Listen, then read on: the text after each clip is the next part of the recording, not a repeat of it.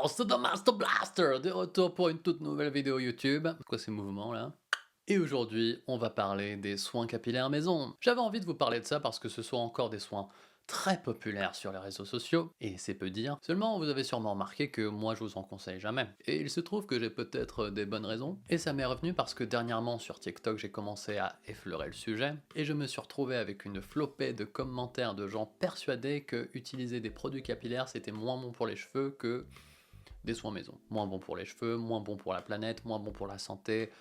Bref, tout le bullshit habituel quoi. Donc du coup, qu'en est-il réellement? Est-ce que faire des tambouilles maison c'est meilleur pour les cheveux? Est-ce que c'est meilleur pour l'environnement? Est-ce que c'est vraiment si aberrant d'utiliser des produits capillaires pour les cheveux?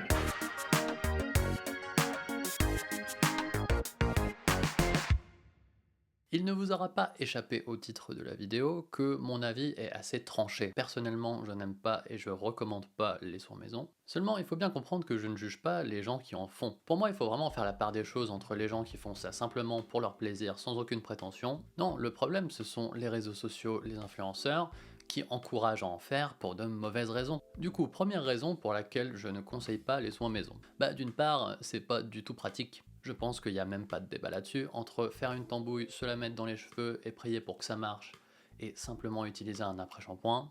Je pense que l'après-shampoing gagne haut la main en termes de praticité. Vous me direz si ce mot existe dans les commentaires. Et le truc qui me dérange, c'est que quand vous avez des problèmes capillaires et qu'on vous conseille des soins maison, c'est un peu comme si vous vouliez traverser une rivière et qu'on vous conseillait de traverser à la nage plutôt que d'emprunter un pont. Tu peux faire des masques maison pour ton plaisir, mais si quelqu'un a un problème avec ses cheveux, c'est pas un masque maison qui va l'aider, c'est surtout d'apprendre à bien utiliser des produits capillaires, chose qui est infiniment plus simple. Donc les tambouilles, vous les faites si c'est votre kiff, basta. Aussi, avec des produits capillaires, vous réduisez drastiquement les chances d'une catastrophe. Quand vous faites des tambouilles, c'est pas rare de vous retrouver avec un truc complètement inrassable, où vous allez faire shampoing sur shampoing pour le retirer. D'une part, je sais de quoi je parle parce que ce sont des choses qui me sont arrivées par le passé, mais c'est aussi quelque chose que je vois régulièrement sur TikTok. Des gens qui s'amusent à dire « Ah regardez, j'ai loupé mon masque maison !»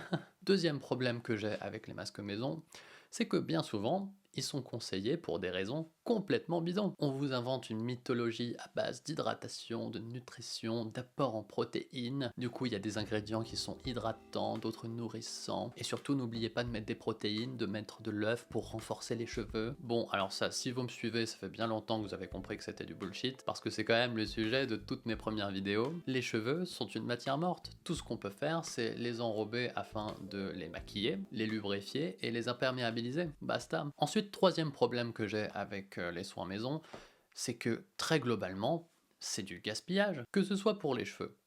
Vous mettez votre popote dans les cheveux et vous rincez. 99,99999% de votre soin va partir dans les égouts, et c'est tout ce qu'il va faire. Dans le cas des soins avant shampoing, vous allez vous mettre votre mélange à base de, je sais pas moi, des huiles, du beurre de karité, un œuf, tac, vous allez le laisser poser, et pour retirer tout ça, vous allez avoir besoin d'un bon gros shampoing, de plusieurs shampoings même. Et concrètement, tout ce que ça va faire, c'est enrober vos cheveux pour les protéger du détergent, et encore, parce que si vous enchaînez les shampoings, que vous en faites 3, 4, 5, vous allez complètement perdre cette vertu-là. Pour protéger vos cheveux du détergent lors du shampoing, tout ce dont vous avez besoin, c'est de quelques gouttes d'huile. Si vos cheveux sont très abîmés, prenez de l'huile de coco, vous la faites poser pendant la nuit, et le lendemain, shampoing, basta. Mettre 3 tonnes de produits bruts et d'aliments ne va pas servir à grand chose. Ensuite, autre cas de figure, un soin après shampoing. Alors là, malheureusement, si votre soin se rince facilement, c'est que très probablement en fait il sert complètement à rien pour vos cheveux. Peut-être ça va apporter un léger conditionnement,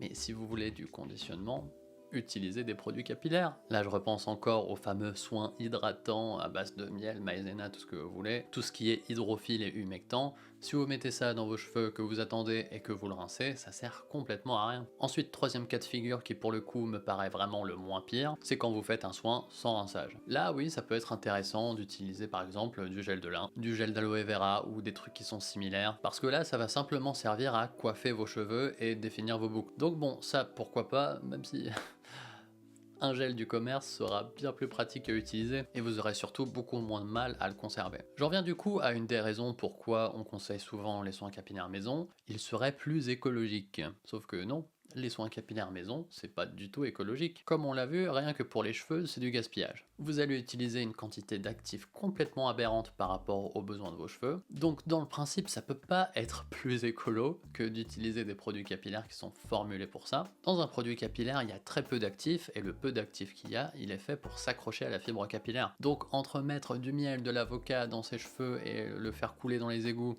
et utiliser un après-shampoing, enfin, il n'y a pas photo quoi. Vous utilisez bien moins de quantité de matières premières avec des produits capillaires. C'est quelque chose que j'ai déjà abordé dans ma vidéo sur l'écologie, mais les produits bruts et naturels ont aussi leur impact environnemental. Et il est bien souvent désastreux en fait. Quand vous faites des soins capillaires traditionnels, oui je me suis planté donc je refais la prise, bisous. Vous rejetez certes des produits issus de la méchante industrie des cosmétiques, mais du coup vous utilisez des produits issus de l'industrie agroalimentaire. Les gars, je pense pas que ce soit mieux en fait. Je pense même que c'est bien pire. On peut être critique vis-à-vis de l'industrie des cosmétiques, mais je pense quand même qu'il faut pas marcher sur la tête. Remplacer des produits capillaires par des produits bruts ou de la nourriture, c'est n'importe quoi. Et j'en viens à la question éthique.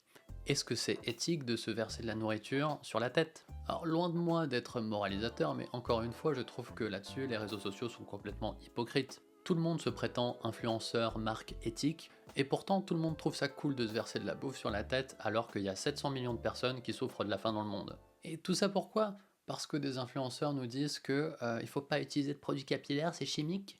Globalement, je trouve que l'univers de la cosmétique, de la beauté a une éthique au ras des pâquerettes. Que ce soit les marques ou les influenceurs, les petites marques, les grandes marques, les petits influenceurs, les grands. Mais je trouve que sur ce sujet des masques maison, on atteint vraiment le pompon. Et si bien sûr on ne peut pas être une personne à l'éthique et à la morale absolument parfaite, je pense qu'on peut essayer quand même d'éviter certaines absurdités.